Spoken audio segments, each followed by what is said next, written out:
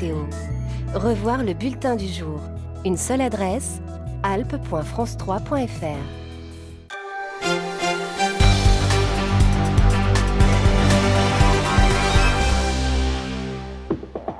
Bonsoir à tous, voici les titres que nous allons développer dans ce 19-20. Dans le journal des Alpes, nous reviendrons sur cette avalanche qui a coûté la vie à 7 alpinistes au Dôme des Écrins dans les Hautes-Alpes. Ils auraient été victimes d'une plaque à vent sur la voie de ce sommet de 4015 mètres, considéré comme l'un des plus faciles des Alpes. C'est l'avalanche la plus meurtrière de l'année. La troisième manche du challenge handicapé emploi s'est déroulée aujourd'hui à Sassenage en Isère. 4 épreuves sportives et 6 entreprises à la bataille pour casser les codes du recrutement. Stéphane Rivière, président et fondateur de Talentéo, le premier blog emploi et handicap de France, sera notre invité. Et puis les pingouins de Morzine vont alléger le bec dans la glace. Ils vont entrer en scène pour la Coupe de la Ligue ce soir. Une équipe reformatée cette saison avec un effectif XXL. Nous les avons suivis à l'entraînement. À 19h30, Carole Gessler vous présentera l'édition nationale jusqu'à 20h. Elle reviendra sur l'avalanche meurtrière du Dôme des Écrins et sur les migrants. La pression monte à la frontière entre la Hongrie et la Serbie après la décision de Budapest de fermer tous les points d'entrée. Des dizaines de réfugiés ont été jugés pour avoir tenté de franchir la clôture. Des centaines d'autres sont toujours bloqués côté serbe. 8 alpinistes ont donc été victimes d'une avalanche vers midi aujourd'hui alors qu'ils gravissaient le Dôme des Écrins dans les Hautes-Alpes. Le bilan est lourd, 7 morts et 1 blessée. C'est l'avalanche la plus meurtrière de l'année, en cause vraisemblablement les conditions neigeuses presque hivernales à cette saison. Sur place, Mekiusa Boudjema et Léo Santofanti. Ces hélicoptères ont fait 3 rotations pour amener les 7 corps des alpinistes. Il est 11h30 ce matin lorsqu'une avalanche emporte les 3 cordées. Le bilan est lourd, 7 hommes décèdent, 3 Tchèques et 4 Allemands. La seule rescapée, une femme allemande, est actuellement opérée à l'hôpital de Briançon. Cet accident, malheureusement, s'est produit en très haute montagne, puisqu'on est sous le Dôme des Écrins, à une altitude de entre 3900 mètres et 4000 mètres d'altitude. Effectivement, les jours passés, il y a eu donc des chutes de neige et d'importantes chutes de neige. Et donc on est là-haut sur des conditions hivernales, avec une avalanche de type plaque à vent, voilà, qui a malheureusement aujourd'hui fait ce bilan dramatique. Sur place, 15 secouristes de la gendarmerie de Briançon, 2 maîtres chiens et 2 médecins urgentistes. L'avalanche s'est produite sur la voie normale du Dôme de neige des Écrins, une voie ne présentant pourtant pas de difficultés particulières. Mais les conditions météo de ces derniers jours auraient fragilisé le site. C'est un des éléments de l'enquête qui sera évidemment important de déterminer. Est-ce que oui ou non ces personnes étaient encadrées par des professionnels et dans quelles circonstances cette sortie a été organisée. Est-ce que les personnes avaient le niveau? Est-ce qu'ils se sont informés sur les conditions de neige, de météo, etc. Mais tout ça, c'est beaucoup trop tôt pour le dire puisque pour le moment, nous en sommes à identifier les victimes. Le parquet a ouvert une enquête préliminaire qu'il confie au PGHM de Briançon. Quant aux familles, elles seront reçues dès demain par le préfet des Hautes-Alpes. Et en Isère, c'est un accident de canyoning qui a fait un mort cet après-midi dans le Vercors. Un groupe d'Italiens qui évoluait dans le canyon du Ruzan, c'est à Saint-Pierre-de-Chérennes, aurait fait une fausse manœuvre de corde. Une personne du groupe a payé de sa vie. Notez aussi cette alerte vigilance au vent fort lancée par Météo France est valable jusqu'à demain 16h. 9 départements français sont placés en alerte orange vent violent. Et parmi eux, l'Isère, l'Ain et le Rhône. Météo France qui conseille de limiter les déplacements, de ne pas intervenir sur les toitures et de ranger les objets exposés au vent. La région Rhône-Alpes devrait accueillir 2500 réfugiés irakiens et syriens. Une cinquantaine de communes s'est portée volontaire pour les accueillir. La date de leur arrivée n'est pas encore fixée. Jean-Jacques Kéran a également annoncé une aide d'urgence de 500 000 €. Sophie Valsecki, Jean Perrier. Le centre d'accueil pour demandeurs d'asile à Villeurbanne, 130 chambres, toutes occupées. Ici comme ailleurs, Forum Réfugiés n'a plus aucune place de disponible. C'est pourtant là que Jean-Jacques Kéran a choisi de présenter le plan d'aide d'urgence pour les réfugiés syriens et irakiens.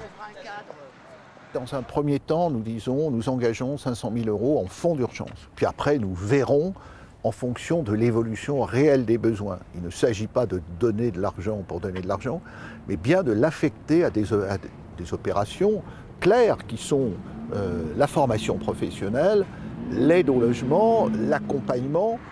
Une partie de cette enveloppe sera consacrée à l'aménagement de l'ancien siège du Conseil régional à Charbonnières-les-Bains, qui accueillera une centaine de migrants. Pour les responsables de l'association Forum Réfugiés, ces fonds d'urgence régionaux sont les bienvenus. Ils permettront d'assurer plus efficacement l'insertion sociale de ces demandeurs d'asile.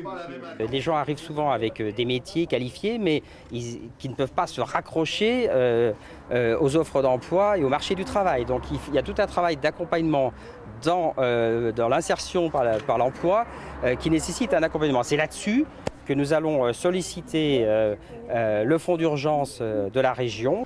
Ce matin, lors de sa visite, le président de la région s'est entretenu avec une réfugiée syrienne, Marwan.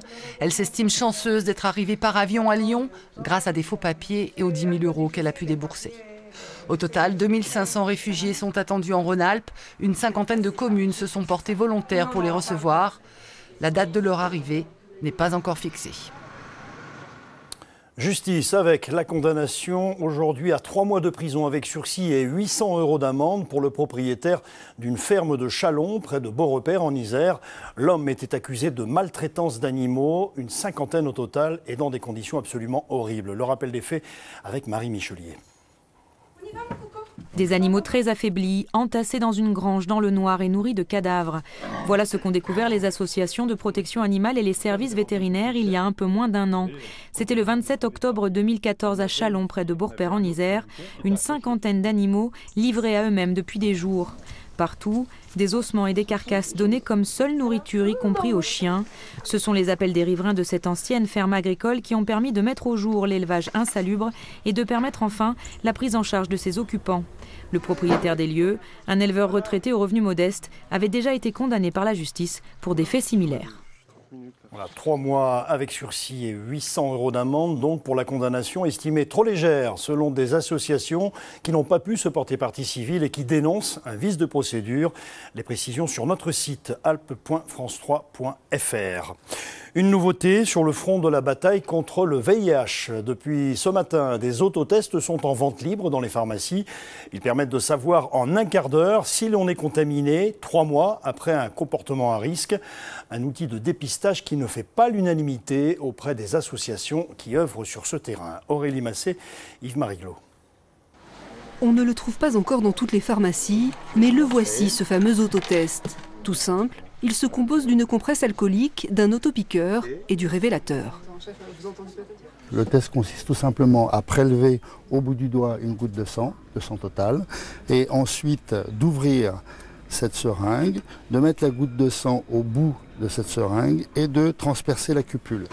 Le résultat apparaît au bout d'un quart d'heure. Il est fiable à 99%.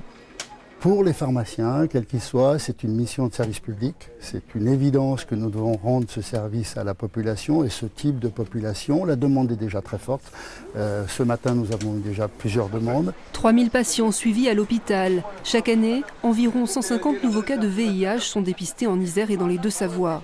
60% de ces personnes ont été infectées par un partenaire qui ignore sa séropositivité. Pour Aide, association de lutte contre le sida, cet autotest vendu entre 25 et 30 € est une bonne nouvelle. On a une offre de dépistage qui est quand même assez large, en laboratoire, en centre de dépistage anonyme et gratuit, dans des associations comme Aide. Et pourtant, ce n'est pas suffisant pour permettre à chacun de trouver la bonne manière de se dépister. Donc l'autotest va concourir finalement à améliorer la possibilité de se dépister. Un outil intéressant pour les personnes éloignées du système de santé. Aide espère en proposer gratuitement d'ici quelques mois dans ces lieux d'accueil. À quelques mètres, c'est un discours différent. Cette autre association s'interroge sur la réaction que pourrait avoir une personne qui se découvre contaminée. Est-ce que la personne aura vraiment l'envie d'aller voir tout de suite un médecin ? Parce que c'est ce qui est important. Quand on découvre une séropositivité, il faut vraiment enrayer ça tout de suite avec les traitements. L'autotest s'accompagne d'une notice indiquant un numéro d'urgence en cas de résultat positif. Mais très vite, les pharmaciens pourront aussi distribuer cette brochure avec différents contacts dans la région. La troisième manche du challenge interentreprises handicap et emploi s'est déroulée à Sassenage en Isère aujourd'hui. Il s'agit de rencontres sportives et amicales qui permettent aux demandeurs d'emploi handicapés de rencontrer des recruteurs et à des salariés de se mettre en situation de handicap. Jean-Christophe Solari, Vincent Abran. Compliqué de jouer au hockey quand on est en fauteuil roulant. C'est ce qu'ont découvert les employés des 6 groupes grenoblois qui participaient à ce quadrathlon. Des équipes mixtes mêlant salariés valides et demandeurs d'emploi handicapés. C'est super éprouvant en fait. Ce qui se passe, c'est en mobilité réduite, on a des muscles qui habituellement ne travaillent pas. Et là, j'ai les bras en feu. Et comment faire fonctionner un fauteuil, c'est pas facile. Mais voilà, c'est vraiment génial, quoi. À travers ces rencontres sportives d'un genre particulier, il y a des rencontres humaines. Un moment où les différences s'effacent et des personnalités se révèlent. L'occasion idéale pour les demandeurs d'emploi de se montrer sous un autre jour. C'est une opportunité pour rencontrer des gens qui ont bien la volonté, je dis bien la volonté, d'embaucher des personnes en situation de handicap. Après voilà, c'est des gens qui veulent embaucher, on va regarder les compétences, on ne va pas regarder les capacités physiques. C'est des gens qui vont plus embaucher des personnes par rapport à leurs compétences, ce qui n'est pas le cas aujourd'hui de toutes les sociétés. Observateurs actifs, les responsables des ressources humaines mouillent aussi le maillot. Les personnes en situation de handicap sont à l'aise parce qu'on pratique le sport ensemble et ça nous permet après de les rencontrer dans un autre cadre, mais tout en étant détendus. Et puis de voir également si leurs compétences, leur profil pourraient correspondre aux emplois que l'on a actuellement ouverts. Des postes à pourvoir, il en sera question dans quelques semaines lors d'un speed dating dans le noir. Voilà, une partie de ping-pong avec Vincent Bourri, le champion, ça ne se refuse pas. Et on vient de l'apercevoir sur ce plan. Bonsoir Stéphane Rivière. Bonsoir. Alors vous êtes président et fondateur de Talentéo, c'est le premier blog emploi et handicap de France. On vient de parler d'un job dating qui va arriver bientôt. On a du mal à imaginer un chef d'entreprise recruté vraiment à l'aveuglette. Ça marche et ça se fait régulièrement ? Ça marche, c'est la 3e édition. Ce n'est pas tout à fait à l'aveuglette. C'est simplement que sur 20 minutes d'entretien, les 10 premières minutes se font avec un masque, vous savez, pour dormir dans le train ou dans l'avion. Donc on a un bon moyen de lutter contre la première impression qui est parfois très polluante en entretien de recrutement. Donc c'est vraiment, ça marche et c'est pour ça qu'on continue dans le cadre du mois de l'accessibilité de la ville de Grenoble.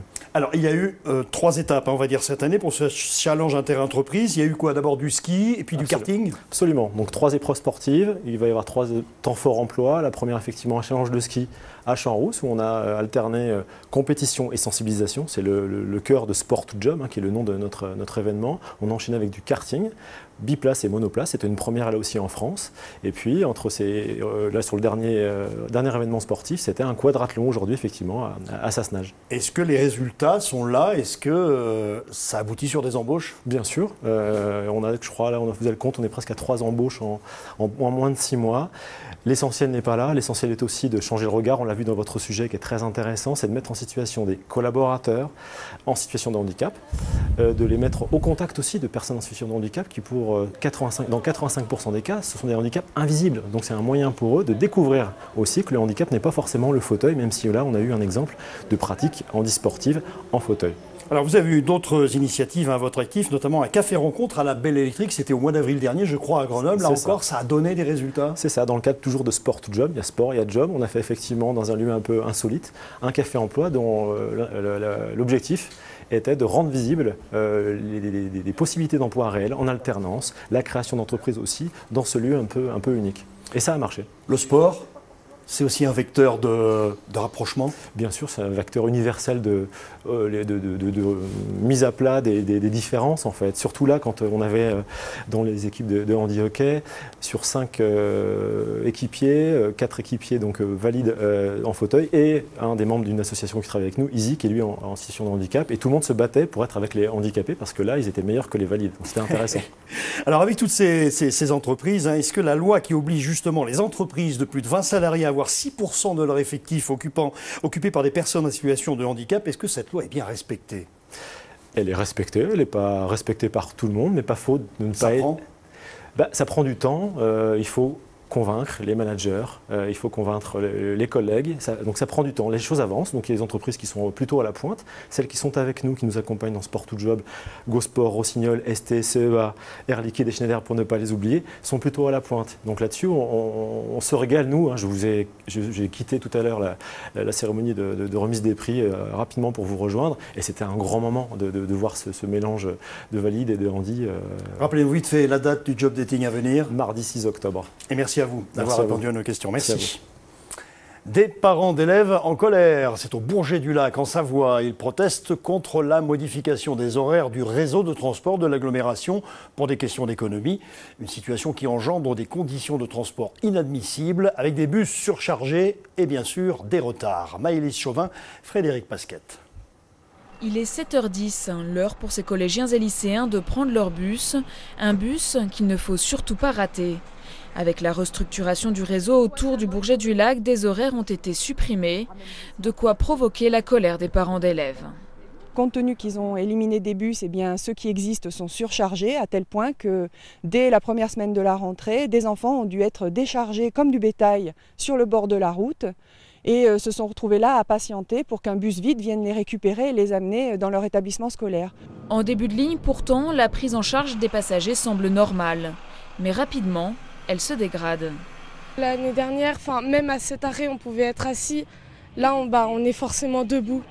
Une situation que la communauté d'agglomération justifie par la nécessité de réaliser des économies. Nous sommes à la fois touchés par la baisse des dotations de fonctionnement, comme toutes les collectivités, et en plus nous sommes prélevés au titre du fonds de péréquation.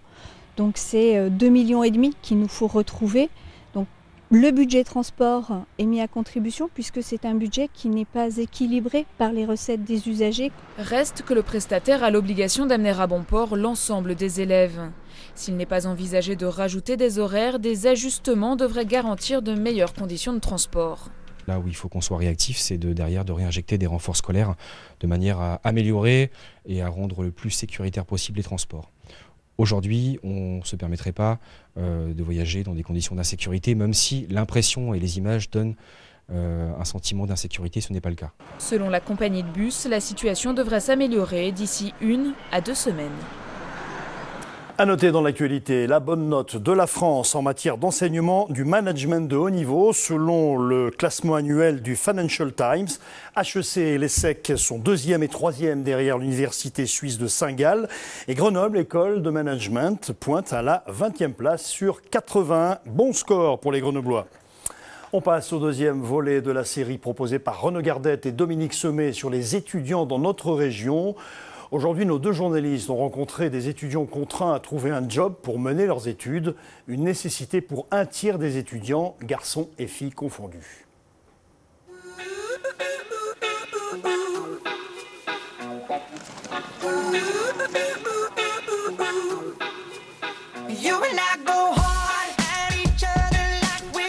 Travailler, c'est une nécessité pour des milliers d'étudiants comme Lucille qui poursuit ses études en Master 2 de droit des affaires. Son programme d'études est déjà très lourd, mais la jeune fille est obligée de trouver un job en parallèle pour financer sa vie quotidienne et universitaire. D'abord, il faut vous connecter à votre espace personnel. Vous savez où le trouver? Il faut que vous alliez sur le site public de l'UPMF, en fait. Aujourd'hui, la voilà donc qui se transforme en professeur d'un jour. Son université, Pierre Mendès France, l'emploie comme tuteur. Pour cela, elle gagne 18 € de l'heure pendant quelques semaines. Le plus possible, parce que tout ce que vous... Ça m'aide, parce que ma mère fait ce qu'elle peut pour m'aider, mais après, elle n'est pas non plus richissime. Donc là, par exemple, ça finance mes frais d'inscription, une partie de mon abonnement de bus. Donc oui, c'est important.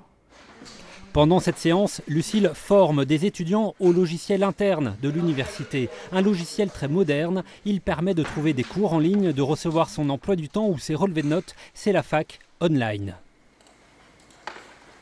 On a une autre approche aussi avec les professeurs.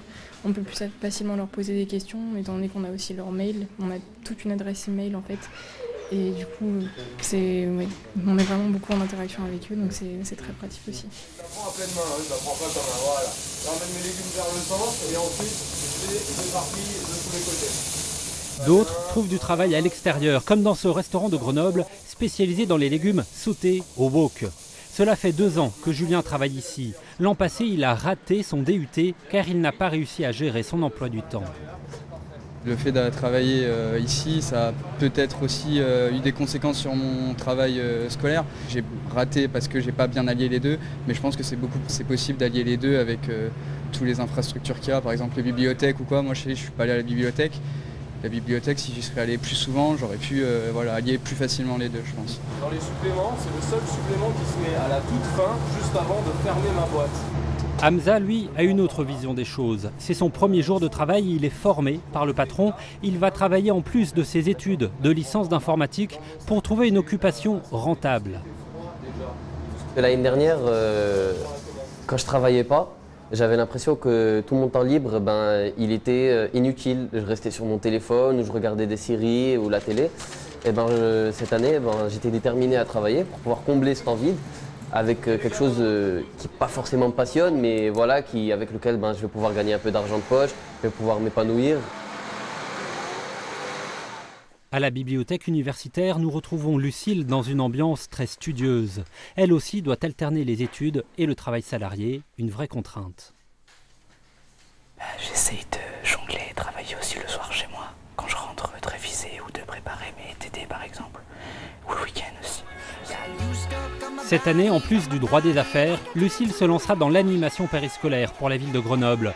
Comme elle, près de 15% des étudiants déclarent avoir un job. Parmi eux, un quart ratent leurs études à cause de cela.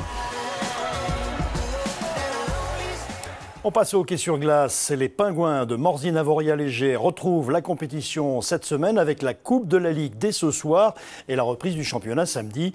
Jordan Guéant et Maxime Kemener ont suivi l'entraînement hier soir avec un constat. Cette année, la petite équipe voit grand avec un recrutement XXL.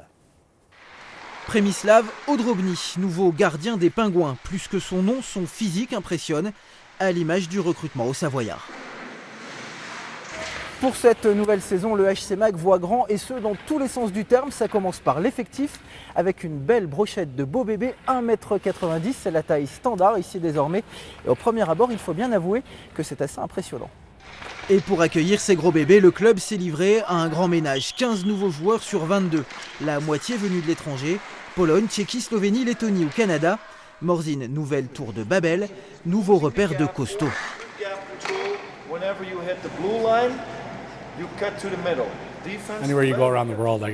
Partout où tu vas dans le monde, il y a des styles de hockey très différents, plus ou moins physiques d'après ce que m'ont dit les copains. Moi j'essaie de m'adapter comme je peux. Quand le jeu est rude, je joue rude. Et si c'est plus cool, je peux le faire aussi. Objectif oublié, une saison 2015 décevante avec une 10e place seulement et une défaite sèche au premier tour des playoffs. Mais cette année, les Hauts-Savoyards veulent briller, alors les Pingouins vont se muscler. L'an dernier, on a pu le voir dans la série contre Amiens. Je pense que vraiment la peine c'était physiquement, ils ont été beaucoup plus forts que nous. Et c'est là où vraiment on s'est fait battre, donc cette année on a essayé de trouver une équipe un peu plus costaud sur le plan physique. Une attaque renforcée, une défense consolidée, voilà pour la théorie. Reste à gagner pour atteindre les objectifs fixés en championnat et d'abord en Coupe de la Ligue. Bon, on a mal commencé à la maison contre Cham, mais c'est rien fini là. On a encore 2 fois Dijon et 1 fois Cham et 2 fois le U20 là. Ça veut dire que tout est encore possible. Ça c'est un peu des objectifs pour nous là. Premier 8 en Ligue Magnus, quart de finale en Coupe de la Ligue. Prochaines occasions de briller ce soir en coupe, puis samedi à Rouen pour la première journée de Ligue Magnus, histoire de donner l'occasion aux Pingouins de commencer leur saison en grand. N'oubliez pas la folle journée du patrimoine, c'est samedi prochain sur France 3, 3 émissions et un grand tour de France du patrimoine. Vous pouvez d'ailleurs envoyer vos clichés à l'adresse suivante, patrimoine@francetv.fr. Voici par exemple celui de Nicolas qui a joliment capturé la chapelle Sainte-Anne de Laclusaz en Haute-Savoie. Je vous rappelle enfin le premier titre de cette édition des Alpes. Une avalanche a coûté la vie à 7 alpinistes au Dôme des Écrins, dans les Hautes-Alpes. Ils auraient été victimes d'une plaque à vent sur la voie de ce sommet de 4015 mètres, considéré comme l'un des plus faciles des Alpes. C'est l'avalanche la plus meurtrière de l'année. Une information sur laquelle Carole Gessler va revenir dans quelques instants.